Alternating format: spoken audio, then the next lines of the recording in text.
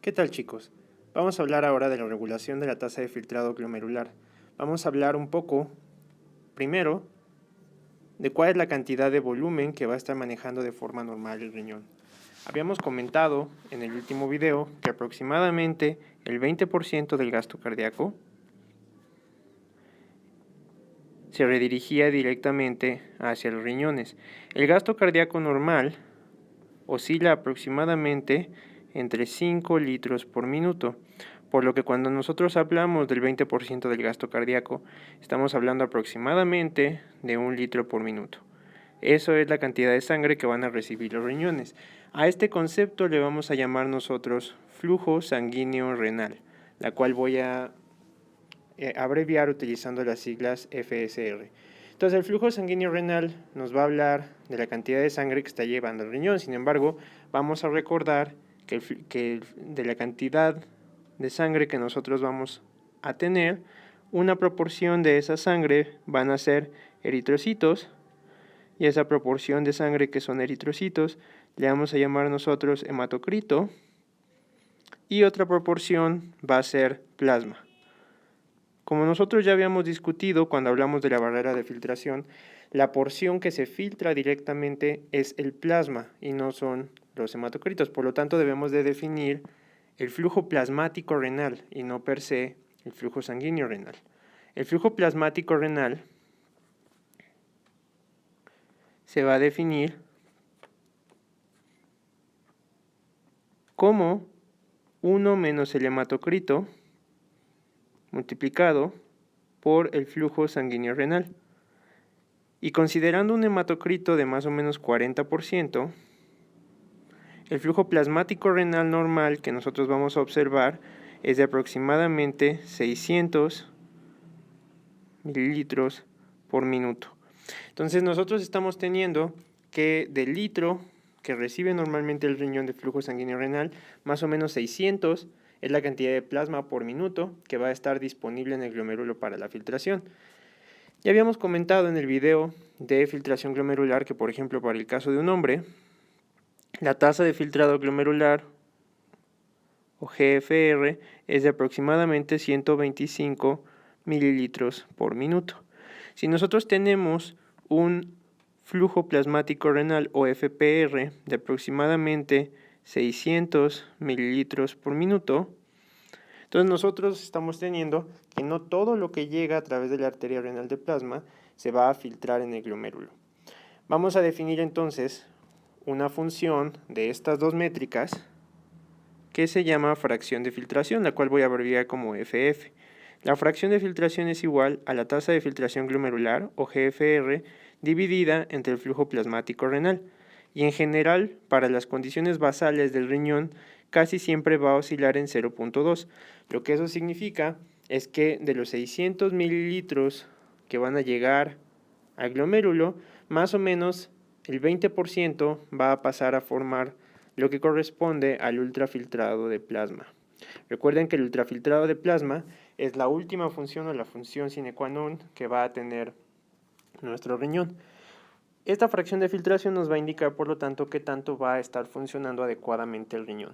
Entonces, como estamos viendo y queda evidenciado por la interrelación que especifica la fracción de filtración, la tasa de filtrado glomerular es altamente dependiente del flujo plasmático renal, hasta el grado en que un aumento del flujo plasmático renal puede inducir un aumento de la tasa de filtrado glomerular y viceversa. Una disminución del flujo plasmático renal puede inducir una disminución de la tasa de filtrado glomerular.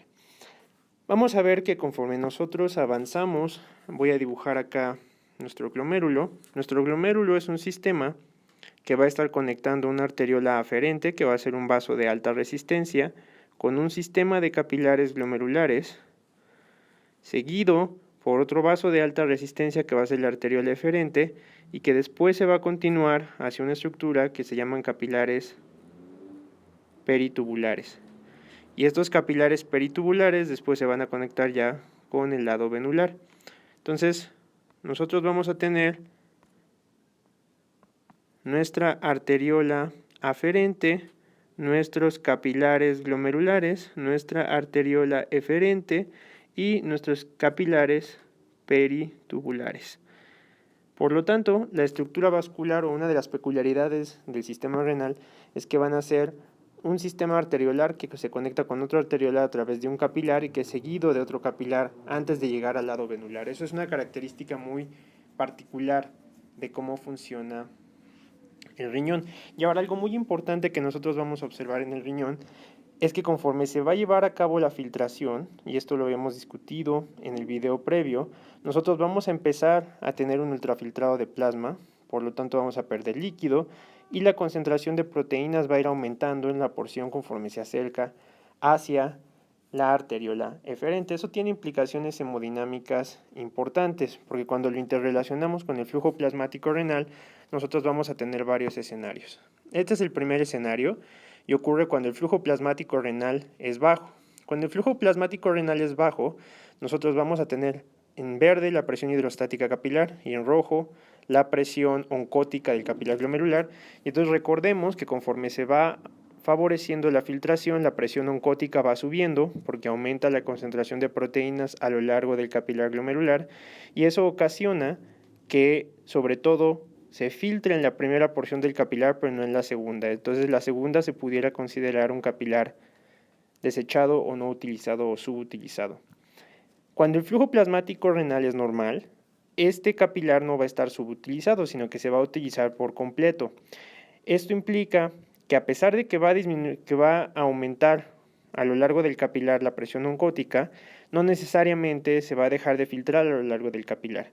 Y va a ser hasta el final, cuando nosotros ya vamos a tener una inversión de la presión oncótica capilar que va a favorecer la reabsorción en los capilares peritubulares, de tal suerte que de normal a alto flujo plasmático ya no va a influir tanto el flujo plasmático renal sobre la capacidad de filtración del riñón. En esta gráfica nosotros vemos la relación entre la tasa de filtrado glomerular y el flujo plasmático renal.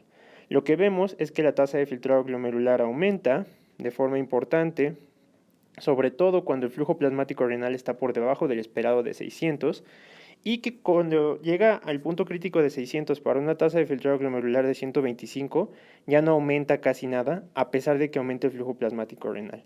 ¿Sale? Y esto tiene que ver con la saturación que nosotros observamos a lo largo del capilar. ¿Sale? Sin embargo, la fracción de filtración sí pudiera cambiar. Recordemos que la fracción de filtración tiene como denominador al flujo plasmático renal. Entonces, la fracción de filtración es igual a la tasa de filtrado glomerular entre el flujo plasmático renal. Entonces, si nosotros tenemos un aumento muy importante del denominador, cada vez se va a volver más pequeña la fracción de filtración, y esto se ve aquí en la gráfica. Conforme va aumentando el flujo plasmático renal, va disminuyendo la fracción de filtración cuando se mantiene constante la tasa de filtrado glomerular. Entonces, como va a estar altamente regulada este flujo plasmático renal y la tasa de filtrado glomerular, nosotros vamos a tener que esta interrelación entre las arteriolas y la tasa de filtrado glomerular y el flujo plasmático renal va a estar bastante regulado. Esto tiene mucho que ver con la función que tienen las arteriolas como vasos de resistencia. Entonces acá nosotros vamos a empezar con un nivel normal de 100 milímetros de mercurio en la arteria renal. Y vamos a ver, como ocurre aquí, que una vez que llegamos a la arteriola aferente, hay una caída súbita de presión. Esto es para mantener una presión más o menos de 50 milímetros de mercurio, que es la presión normal que vamos a nosotros querer mantener en los capilares glomerulares. Esto le vamos a llamar presión hidrostática del capilar glomerular. ¿Sale? Esto va a ser necesario para poder mantener un nivel normal de ultrafiltrado de plasma. ¿Sale? Cuando nosotros pasamos después a la arteriola eferente, vamos a tener otra caída importante de presión, porque es un vaso todavía de alta resistencia, antes de llegar a los capilares peritubulares. Entonces, es un sistema capilar flanqueado por dos sistemas de alta presión. Esto va a permitir mantener una presión constante a nivel del glomérulo, y esta presión constante va a ser indispensable para mantener el ultrafiltrado del riñón. Entonces, como podemos ver, este entramado tiene propiedades muy importantes y dependiendo de cómo se encuentre el estado vascular de la arteriola aferente en relación de la eferente, va a ser la función que va a tener normalmente nuestro glomérulo. Entonces vamos a tener varios escenarios y vamos a ir primero cambiando la función vascular uno por uno. Queremos ver el impacto que va a tener los cambios en la función vascular sobre la tasa de filtrado glomerular, sobre el flujo plasmático renal. Voy a borrar aquí. Y sobre la presión del capilar glomerular. Y vamos a tener diferentes fenómenos hemodinámicos, ¿sale? Capilar glomerular. El primer fenómeno hemodinámico que vamos a estudiar es cuando vamos a observar en nuestra arteriola aferente, y voy a dibujar con color verde, que hay una vasodilatación, ¿sale? Entonces, cuando hay vasodilatación de la arteriola aferente, nosotros vamos a pensar que estamos ampliando nuestra arteriola aferente, entonces está entrando muchísimo más flujo plasmático renal. Entonces el efecto neto primero es un aumento del flujo plasmático renal, pero entra con menos presión. Piensen cuando le aumentan la boquilla a la manguera y tienen que meter más volumen para mantener la misma presión. Entonces eso puede ocasionar que caiga la presión capilar glomerular, pero como aumenta el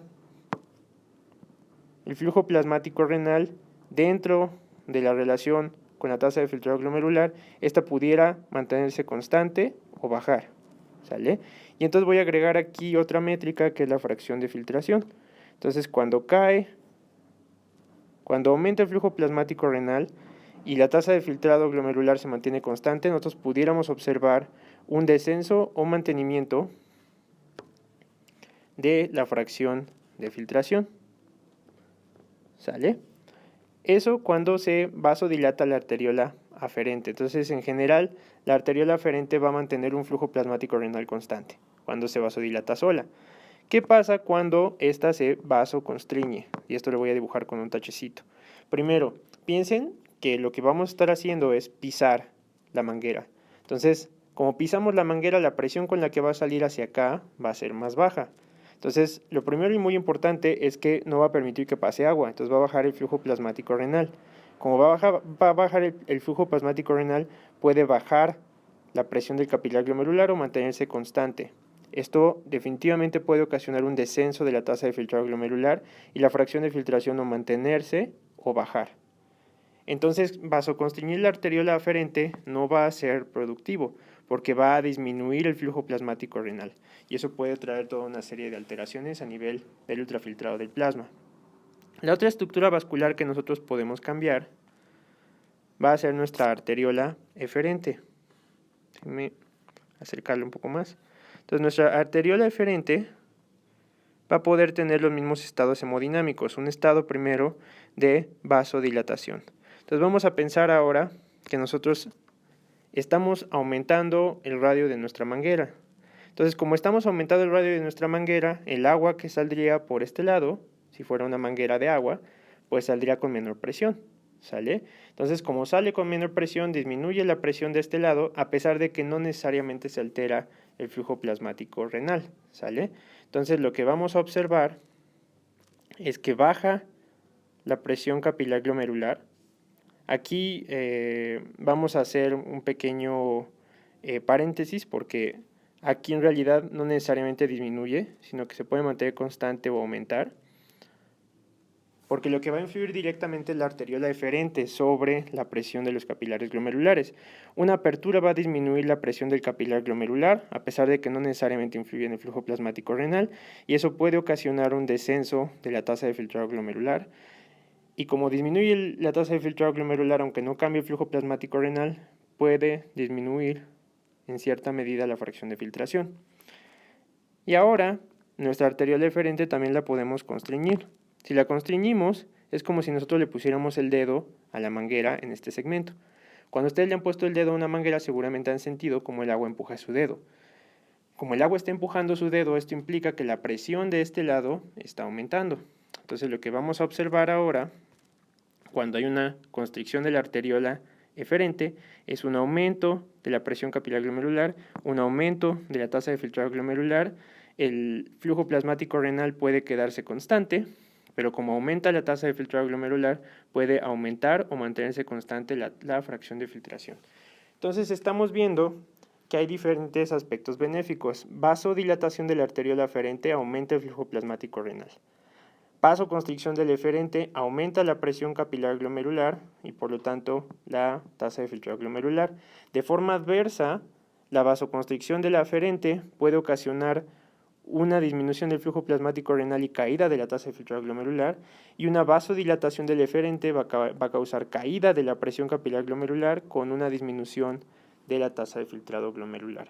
Entonces los eventos más benéficos va a ser una vasodilatación de la arteriola aferente y una vasoconstricción de la arteriola eferente. Eso se ejemplifica en esta figura. En esta figura nosotros vamos a tener aquí primero la presión en la arteria renal, la presión capilar glomerular y la presión peritubular. Lo que tenemos aquí al principio es que cuando la resistencia es normal, va a haber una caída, como ya habíamos visto en la gráfica de aquí arriba, de la presión de la arteria renal hacia los capilares, después una caída en la eferente hacia los capilares peritubulares. ¿Qué pasa si ahora nosotros aumentamos la presión en la arteriola aferente o favorecemos de manera más precisa, mejor, una vasoconstricción de la arteriola aferente? Lo que vamos a ver es primero una caída muy importante de la presión capilar glomerular. Esta caída de la presión capilar glomerular va emparejada con una caída del flujo plasmático renal y esto puede afectar la tasa de filtrado glomerular, ¿sale? Menos ultrafiltrado se va hacia la cápsula de Bowman y por lo tanto menos función del riñón. Si nosotros concomitantemente hacemos una dilatación de la arteriola eferente, pues vamos a tener todavía una caída mayor, ¿sale?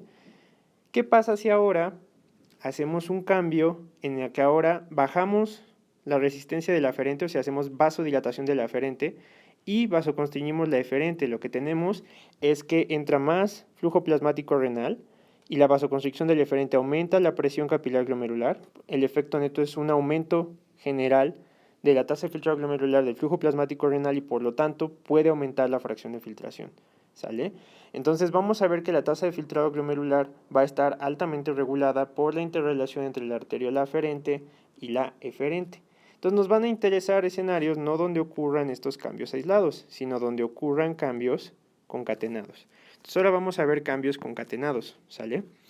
Lo voy a pintar con azul para que se diferencie y entonces aquí voy a tener mi arteriola aferente, va a estar primero vasodilatada y mi arteriola eferente va a estar vasodilatada.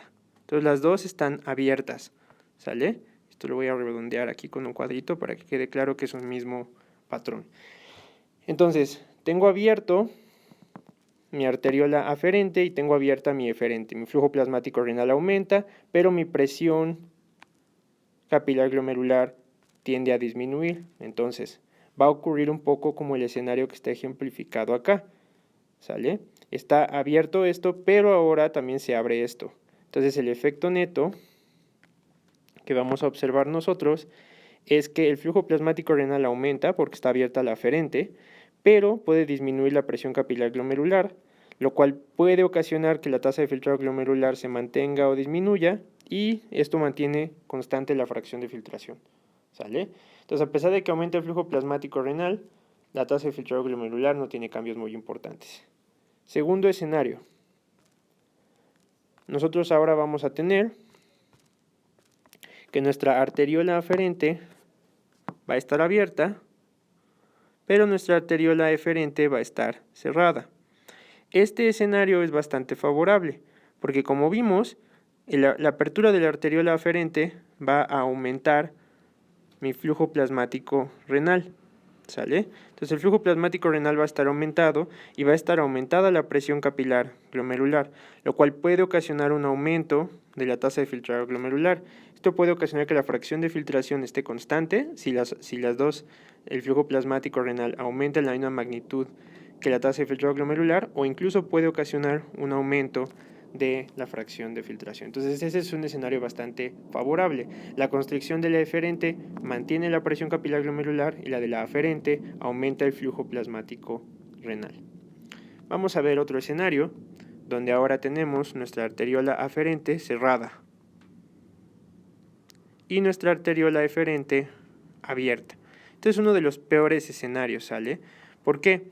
Porque nuestra arteriola eferente ya vimos que controla sobre todo nuestros capilares glomerulares. Entonces lo que vamos a tener es que nuestro capilar o nuestra presión capilar glomerular va a estar disminuido debido a que está abierta la arteriola eferente. Nuestro flujo plasmático renal va a estar disminuido porque va a estar cerrada la aferente y esto puede disminuir nuestra tasa de filtrado glomerular y nuestra fracción de filtración, si las dos disminuyen en la misma magnitud, pudiera estar constante, pero más probablemente va a tender a disminuir. Entonces este es un escenario bastante desfavorable. Vamos a ver ahora nuestro último escenario, donde tenemos que la arteriola aferente está cerrada, pero ahora compensamos cerrando también la arteriola eferente. Entonces, al compensar cerrando nuestra arteriola eferente, lo que vamos a hacer es que a pesar de que disminuya el flujo plasmático renal porque está cerrada la arteriola aferente, va a aumentar la presión capilar glomerular y la tasa de filtrado glomerular puede estar normal o aumentar. Esto va a ocasionar que en menor medida mi fracción de filtración se pueda mantener constante, ¿sale? Entonces aquí estamos observando que la interrelación entre las arteriolas va a favorecer que se mantenga bastante constante la función entre los diferentes aspectos de la nefrona y eso está ejemplificado después aquí en esta gráfica. En esta gráfica vemos cómo se relaciona el cambio con la resistencia arteriolar en diferentes parámetros y entonces nosotros vemos que en la arteriola aferente, cuando solo se contrae la aferente, cualquier aumento de contracción va a causar caída de la tasa de filtrado glomerular por caída del flujo plasmático renal y de la presión capilar glomerular, ¿sale? Esto ocurre sobre todo porque cae el flujo plasmático renal y la presión capilar glomerular. ¿Qué pasa con la eferente? La eferente va a tener una respuesta bifásica en la tasa de filtrado glomerular. Cuando aumenta poco la resistencia arteriolar, va a aumentar la presión capilar glomerular y entonces aunque caiga un poco el flujo plasmático renal se va a mantener constante o va a aumentar la tasa de filtrado glomerular. Sin embargo, si aumentara mucho solo la resistencia de la eferente, eventualmente no va a haber una diferencia importante de presión, porque recordemos que uno de los determinantes del flujo es la diferencia de presión, y si aumenta mucho la presión en la eferente, que ya es la vía de salida, va a caer este gradiente de presión, por lo tanto va a caer el flujo plasmático renal y eso va a ocasionar que la tasa de filtrado glomerular tenga esta respuesta bifásica y empieza a caer después de que aumenta mucho la resistencia. Entonces debe de ser un balance muy fino, ¿sale? No solamente se trata de que cambie uno o cambie otro, sino que la magnitud en la que cambien también va a afectar la forma en que responde el riñón. Ahora, vamos a ver que conforme nosotros tengamos una función normal de nuestro riñón, y esto queda ejemplificado aquí en esto, nosotros vamos a poder tener que la presión hidrostática capilar, y esto ya lo habíamos comentado, aumenta a lo largo de los capilares glomerulares. Este aumento eventualmente va a ocasionar que se pase, por ejemplo, de 25 de presión oncótica en este segmento capilar a 35 de presión oncótica en este segmento y que después la caída de la presión hidrostática por la resistencia del eferente, como queda mostrado en este gráfico, cuando se da esta caída, ahora hace que a nivel de los capilares peritubulares domine de forma muy importante la presión oncótica y entonces eso favorezca la reabsorción a nivel de los capilares peritubulares. Entonces, esto va a mantener una ventana neta de absorción en los capilares peritubulares siempre que la presión hidrostática se mantenga constante, ¿sale? Entonces, esto va a permitir que se mantenga una función normal. Pero ¿qué pasa, por ejemplo, si ahora tenemos una expansión de volumen? Una expansión de volumen va a tener, ahorita vamos a ver bajo qué mecanismo, pero una de las respuestas cuando hay expansión de volumen es que va a ocasionarse una caída de resistencia de la arteriola eferente. Esto va a ocasionar como cae o es a nivel de la arteriola eferente, vamos a recordar aquí que si nosotros ocasionamos una vasodilatación de la eferente, lo que nosotros vamos a hacer es primero que aumente el flujo plasmático renal, que aumente la tasa de filtrado glomerular en menor medida y esto haga que caiga la fracción de filtración. Esto puede modificar, como se está filtrando menos líquido a través del glomérulo, que caiga la presión oncótica a nivel de los capilares peritubulares y disminuya la reabsorción. Entonces, como podemos ver, está íntimamente regulado todo, desde la excreción hasta la absorción. Entonces, la función renal siempre va a encontrarse balanceada y va a estar muy mediada por la regulación que tenga de forma normal nuestro sistema de irrigación renal. Entonces, estamos viendo que la vasculatura renal tiene un papel muy importante y que por lo tanto nos va a interesar a nosotros cuantificarla. Si nosotros queremos cuantificar qué tan bien está funcionando el sistema vascular renal, una de las métricas que mejor podemos evaluar es el flujo plasmático renal. El flujo plasmático renal, al igual que la tasa de filtrado glomerular, se puede evaluar por la forma en que el riñón maneja algunas sustancias. Ahora, para que esta sustancia se pueda usar como un subrogado del flujo plasmático renal, debe de cumplir con ciertos requisitos. En primera instancia, debe de ser una sustancia que se filtre libremente a través del glomérulo, o sea, que se filtre en un 100%, ¿sale?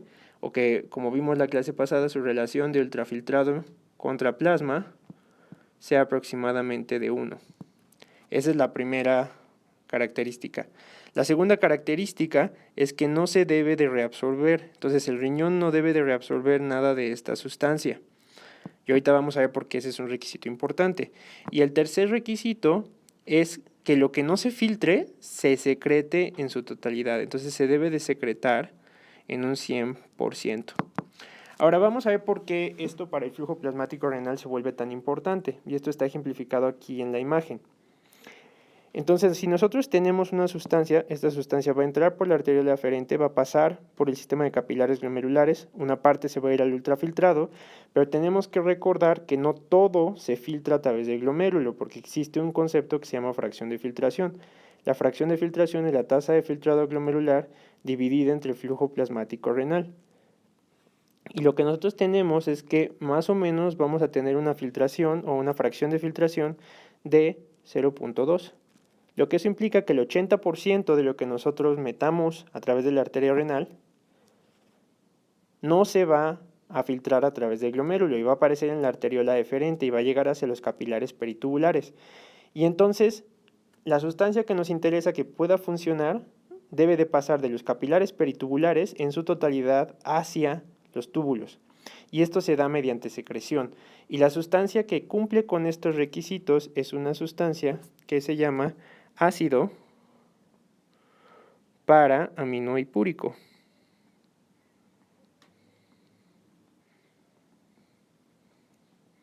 ¿Sale? Esta es una H, OPAH. Entonces, en esta misma figura se pone un ejemplo donde estamos introduciendo una cantidad conocida de ácido paraminipúrico, 60 miligramos por minuto. Se introduce a través de la arteria renal y pasa a los capilares glomerulares, donde se va a filtrar. Más o menos el 20% de 60 son 12, entonces 12 se filtran y 48 se quedan en la arteriola deferente. Esta proporción continúa y, como pueden ver, este 12 no se reabsorbe porque ese es un requisito del ácido paraminipúrico que debe cumplir. Y esos 48 se deben de secretar de los capilares peritubulares hacia el túbulo en su totalidad. Entonces es una sustancia que se filtra, que no se reabsorbe, pero que sí se secreta. Entonces el ácido paraminipúrico nos va a servir para cuantificar el flujo plasmático renal, ¿sale? Entonces el ácido paraminipúrico se va a poder reabsorber casi en su totalidad y nos va a dar una indicación de qué tan bueno, qué tan mantenido es el flujo plasmático renal, ¿sale? Entonces, si se llegara a alterar, por ejemplo, o si inyectamos una cantidad conocida y en orina aparece menos de lo que inyectamos, pues pudiera indicar una alteración, por ejemplo, a nivel de los capilares peritubulares o a nivel de la filtración, ¿no? Si la tasa de filtrado glomerular estuviera constante, pues nos podría hablar de una alteración a nivel de los capilares peritubulares. Ok, entonces ahorita estamos discutiendo que para nosotros poder mantener la tasa de filtrado glomerular, nosotros vamos a tener varios mecanismos. En general vamos a describir 3 mecanismos muy importantes. El primero es un mecanismo miogénico. Ahorita vamos a describirlo. Ya lo habíamos hablado brevemente cuando vimos la clase de arterias y vasos. El segundo es un mecanismo muy interesante que se llama balance túbulo glomerular, que voy a abreviar como TG. Y el tercero son factores humorales, que van a intervenir de manera muy importante en la resistencia de las arteriolas. Y entonces vamos a ver brevemente el primer componente. El primer componente es un reflejo miogénico o un mecanismo miogénico. Este mecanismo miogénico ya lo habíamos visto brevemente cuando vimos arterias y vasos y está mediado por un varoreceptor, sobre todo localizado en la porción de la arteriola aferente. Lo que va a sensar ese varoreceptor es mayor estiramiento, ¿sale? Y entonces van a ser mecanorreceptores que van a responder a cambios en estiramiento, y estos cambios en estiramiento van a favorecer el aumento de la concentración de calcio intracelular, y este aumento de la concentración de calcio intracelular va a favorecer, como ya lo sabemos, vasoconstricción. Entonces, por ejemplo, si nosotros tenemos un aumento muy importante del flujo plasmático renal, lo que va a ocasionar es que se va a favorecer estiramiento a nivel de la arteriola aferente. Esto va a indicar un aumento de la concentración de calcio intracelular y va a inducir vasoconstricción. La otra cosa es que existen unas células en la arteriola aferente que se llaman células granulares. Las células granulares de la arteriola aferente ya las estudiamos brevemente cuando hablamos de la anatomía funcional del riñón, son parte del aparato yuxtaglomerular y van a favorecer la liberación de renina. Entonces, de la misma forma, cuando hay un menor estiramiento, entonces no un mayor, sino un menor estiramiento, se va a favorecer una activación de las células granulares. Estas células granulares van a liberar renina y esto va a activar el sistema renina, angiotensina, aldosterona, los cuales van a favorecer de nuevo cambios importantes que van a llevar a una eventual vasoconstricción cuando se sensa un cambio importante en la función de las células granulares. Sin embargo, esta vasoconstricción no va a ocurrir a nivel de la arteriola aferente, sino que va a ocurrir sobre todo a nivel de la arteriola eferente. Entonces, el sistema renina-angiotensina-aldosterona predomina sobre todo para favorecer vasoconstricción en la arteriola eferente. Entonces, este reflejo va a permitir mantener un balance entre el flujo plasmático renal y la tasa de filtrado glomerular a través de cambios directos en la mecánica vascular. El segundo fenómeno que ahora hay que discutir es el del balance túbulo-glomerular. Entonces, esto lo voy a abreviar como balance túbulo-glomerular. Ahora, para hablar del balance túbulo-glomerular tenemos que hablar de algunos detalles. Lo primero es que cuando uno dibuja una nefrona, generalmente comete errores, ¿sale? Y es que no describe de manera muy precisa una interrelación muy importante que existe entre los glomérulos y la transición que existe entre el asa de Henle y el túbulo contorneado distal. Esta interrelación entre los glomérulos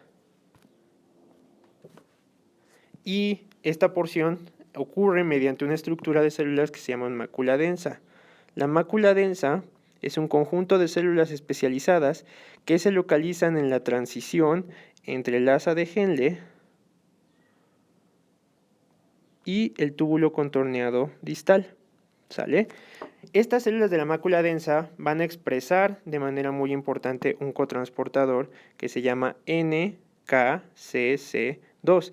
Es un cotransportador electroneutro que va a favorecer la entrada de sodio, o en particular de un sodio, de un potasio y de 2 iones de cloro, ¿sale?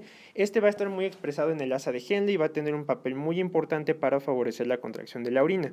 En el mecanismo de balance túbulo-glomerular, lo que va a favorecer NKCC2 es que le va a permitir a esta porción del túbulo, que es muy importante recordar que está ya al final en la transición entre el asa de Henle y el túbulo contorneado distal, le va a indicar al glomérulo concentraciones de sodio y muy importantemente, y de hecho es el que predomina, las concentraciones de cloro. Entonces la mácula densa va a hablar de las concentraciones de cloro que están llegando a la porción distal de la nefrona y le va a avisar a el glomérulo que tanto está pasando de esto. Entonces este mecanismo es muy interesante y vamos a explorarlo un poco a detalle de este lado. Entonces, este es el mecanismo de balance túbulo-glomerular, ¿sale? Acá tenemos a nuestro cotransportador NKCC2, que como les comenté hace un momento mete un sodio, un potasio y 2 cloros. Conforme llega el líquido tubular a esta porción de la nefrona, que es el asa de Henle y su transición con el túbulo contorneado distal, la función del cotransportador NKCC2 va a aumentar la concentración de sodio, pero a nivel intracelular, ¿sale? Y también de forma importante va a aumentar la concentración de cloro intracelular. Este aumento de la concentración de cloro intracelular, sobre todo, va a favorecer despolarización de la célula de la mácula densa y esto va a abrir canales de calcio a nivel apical. Esta apertura de canales de calcio va a inducir como desenlace final un aumento de la concentración de calcio intracelular a nivel de las células de la mácula densa. Este aumento de la concentración de calcio intracelular va a movilizar vesículas que van a favorecer a través del procesamiento de ATP y ADP la liberación de adenosina, ¿sale? Entonces esto va a favorecer la liberación de adenosina. La adenosina, que está ejemplificada aquí, se va a unir a su receptor y esto ya va a ocurrir en las células del mesangio que están en la arteriola aferente. Esta es la arteriola aferente y a nivel de la arteriola aferente la actividad de la adenosina va a favorecer vasoconstricción en primer medida y la otra es que en las células granulares que también se encuentran embebidas en la arteriola aferente va a disminuir la secreción de renina. Ahora esto tiene implicaciones importantes, ¿sale? ¿Por qué? Porque generalmente un aumento de la concentración de calcio intracelular en la mayor parte de las células va a inducir secreción, excepto en 2 grupos celulares. Estos 2 grupos celulares, uno lo vamos a ver ahorita, que es la renina, o en las células en particular, perdón, en las células granulares del aparato yuxtaglomerular, y las otras es en la paratiroides, y entonces eso tiene un papel muy importante en la regulación del calcio, y eso lo van a ver en el bloque de endocrino. Lo interesante es que un aumento del calcio intracelular en las células granulares, en lugar de favorecer la secreción de renina, va a disminuir la secreción de renina, y esto tiene un papel importante, porque va a servir como un indicador de que se necesita sobre todo cambios a nivel arteriolar, pero en la arteriola aferente, mientras que, como les comenté hace un ratito, la renina actúa sobre todo a nivel eferente. Entonces, el mecanismo de balance tubuloglomerular a través de la mácula densa va a inducir vasoconstricción a nivel del glomérulo, lo cual va a inducir una caída del flujo plasmático renal, una caída de la tasa de filtración glomerular, sobre todo cuando se está sensando un aumento en la llegada de sodio y cloro. Este aumento en la llegada de sodio y cloro, o sea, aumento de sodio, déjenme me acerco más, este aumento de sodio o aumento de cloro, lo que le está indicando a la mácula densa es que está habiendo un aumento de filtración, ¿sale? ¿Por qué? Porque generalmente el túbulo proximal y el asa de Henle van a absorber cantidades constantes de sodio y de cloro, eso lo vamos a ver en el próximo video. Entonces, cuando aumenta la llegada de sodio y de cloro, lo que aumenta es que se está filtrando más, y entonces la respuesta mediante el mecanismo de balance túbulo-glomerular es inducir vasoconstricción, y esta vasoconstricción ocurre sobre todo a nivel de la arteriola aferente, y esta vasoconstricción de la arteriola aferente disminuye el flujo plasmático renal, y por lo tanto puede disminuir la fracción de filtración, ¿sale? Entonces este mecanismo de balance tubuloglomerular es bastante útil porque nos va a ayudar a sincronizar la función de los túbulos con la función del glomérulo. Ahora, este balance tubuloglomerular que está escrito aquí como TGF va a estar modulado por diferentes factores. Entonces, cuando nosotros decimos que aumenta la sensibilidad del mecanismo de balance túbulo-glomerular, lo que estamos diciendo es que aumentos más pequeños de sodio y de cloro van a causar vasoconstricción de manera más importante. Y entonces algunos factores que aumentan la sensibilidad de este mecanismo es la angiotensina 2, la contracción de volumen, la adenosina, la prostaglandina E2, el tromboxano y el ácido hidroxiecosatetranoico o GT, ¿sale? Pero de manera muy importante y uno de los más cruciales es la angiotensina. Entonces ustedes vieron que cuando estamos activando el mecanismo de balance tubuloglomerular hay vasoconstricción, pero disminuye la secreción de renina, y eso también es para que no se libere más angiotensina, la cual potenciaría más este fenómeno. Entonces es como un asa de retroalimentación negativa, como van a ver en endocrino en el próximo bloque. Cuando hablamos de los factores que disminuyen la sensibilidad de este mecanismo, ahora en lugar de contracción de volumen es la expansión de volumen, el péptido atrial natriurético, y vamos a ver en el próximo video de sodio por qué ocurre esto, las prostaglandinas, el óxido nítrico, y de manera muy importante, y quiero hacer un énfasis muy grande en esto, una dieta alta en proteínas. ¿Por qué una dieta alta en proteínas va a tener un papel crucial?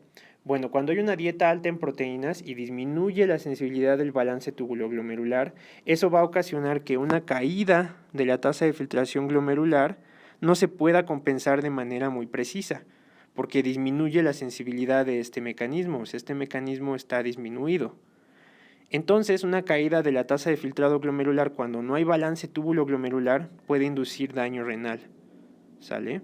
Entonces, entre varias cosas que nosotros estamos aprendiendo, es que una dieta alta en proteínas en una persona que se le baja la tasa de filtrado glomerular disminuye la sensibilidad del mecanismo de balance túbulo-glomerular, que normalmente ayudaría a aumentar la tasa de filtrado glomerular, y entonces esto puede ocasionar daño renal progresivo. Entonces, una de las intervenciones que se les puede dar a estos pacientes para mejorar la sensibilidad del balance tubuloglomerular es disminuir el consumo de proteína. Entonces, en pacientes con daño renal, con enfermedad renal crónica, disminuir el consumo de proteína puede ser benéfico. Ya nada más para terminar, me gustaría hablar de algunos de los factores humorales que contribuyen en la regulación de la función renal. ¿Sale? Entonces, de nuevo voy a dibujar mi arteriola aferente, mis capilares glomerulares y mi arteriola eferente. Entonces, esta es la arteriola aferente, los capilares glomerulares y la arteriola eferente. Y entonces vamos a tener que diferentes estímulos van a participar en la vasoconstricción o vasodilatación de la arteriola aferente. Ahora, en general, clásicamente se describe que en la arteriola eferente participa sobre todo la angiotensina 2 y que la angiotensina 2 va a inducir vasoconstricción de la arteriola eferente. Por lo tanto, la angiotensina 2 va a ayudar a mantener la presión capilar glomerular, porque si recordamos, cuando hay vasoconstricción de la arteriola eferente, nosotros vamos a tener aumento de la presión capilar glomerular, ¿sale? Entonces, la angiotensina 2 va a ayudar a mantener la presión capilar glomerular. Sin embargo, la angiotensina 2 también actúa favoreciendo vasoconstricción de la arteriola aferente. Sin embargo, su efecto se ve disminuido por una molécula vasodilatadora más importante, que es la prostaglandina E2. La prostaglandina E2 va a favorecer vasodilatación de la arteriola aferente y su efecto va a sobreponerse a cualquier cosa que haga la angiotensina 2. Ahora, esto es muy importante porque la prostaglandina E2 va a antagonizar a la angiotensina 2 y va a impedir que constriña la arteriola aferente. Ya vimos que la vasoconstricción de la arteriola aferente induce una caída del flujo plasmático renal, una caída de la tasa de filtrado glomerular, entonces no queremos que eso ocurra. De eso se va a encargar la prostaglandina E2. Pero ¿qué pasa si nosotros a este paciente le damos un AINE? Si a este paciente le damos un AINE, el AINE va a inhibir la ciclooxigenasa 2, la cual va a inhibir la vía del ácido araquidónico, y esto va a afectar el metabolismo de la prostaglandina E2. No va a haber prostaglandina E2 cuando damos un AINE. Entonces, la angiotensina 2 va a actuar sobre la arteriola aferente, va a vasoconstriñirla, va a disminuir el flujo plasmático renal, va a disminuir la presión del capilar glomerular y disminuir la tasa de filtrado glomerular, ¿sale? Entonces, los AINEs pueden ser nefrotóxicos debido a que inhiben la acción de la prostaglandina 2, que normalmente antagoniza el efecto de angiotensina 2 en la arteriola aferente del glomérulo. La angiotensina 2 a nivel de la arteriola eferente va a favorecer que se mantenga la presión capilar glomerular. Entonces, en algunos casos, y sobre todo esto ocurre en pacientes que puedan tener alteraciones hemodinámicas, como puede ser la insuficiencia cardíaca, dar un inhibidor de la enzima convertidora de angiotensina o un IECA puede inhibir este efecto que tiene protector la angiotensina 2 y puede ocasionar una caída súbita de la tasa de filtrado glomerular y ocasionar una lesión renal, ¿sale? Cuando nosotros tenemos una caída súbita de la función renal se le llama una lesión renal aguda. Cuando esta caída de la función renal ocurre por al menos 3 meses, se le llama una caída de la función renal crónica. Ahora, estos son los principales estímulos, las prostaglandinas a nivel de la arteriola aferente y la angiotensina 2 a nivel de la eferente. Sin embargo, vamos a ver que son muchas las moléculas que van a estar actuando a este nivel. ¿Sale? Aquí se resumen algunas. Tenemos a la catecolamina, que tenemos en esta familia la norepinefrina y a la dopamina. La norepinefrina favorece vasoconstricción, al igual que la epinefrina, pero la dopamina favorece vasodilatación. Entonces la dopamina va a aumentar el flujo plasmático renal, mientras que la epinefrina y la norepinefrina lo va a disminuir. ¿Sale? Los péptidos, está el péptido adrenatriurético, que es... va a tener un papel importante favoreciendo vasodilatación, eso ya lo habíamos discutido en la parte de los receptores de baja presión arterial. Arginina vasopresina o hormona antidiurética que favorece vasoconstricción, esto sobre todo va a ocurrir en la médula renal y va a ser muy importante para el mecanismo de concentración de la orina que vamos a ver más adelante. Las endotelinas que favorecen vasoconstricción, y en los derivados del ácido araquidónico, entre los que destacan las prostaglandinas E2 e I2, que aumentan el flujo plasmático renal. En menor medida vamos a tener también nosotros a la adenosina, que la adenosina, como ya vimos hace un momento, favorece vasoconstricción, esto para el mecanismo de balance túbulo-glomerular. Entonces, como podemos ver, la función renal está ampliamente regulada, sobre todo en su función vascular, y va a tener papel crucial y muy importante para el mantenimiento de la función renal a largo plazo y a corto plazo también.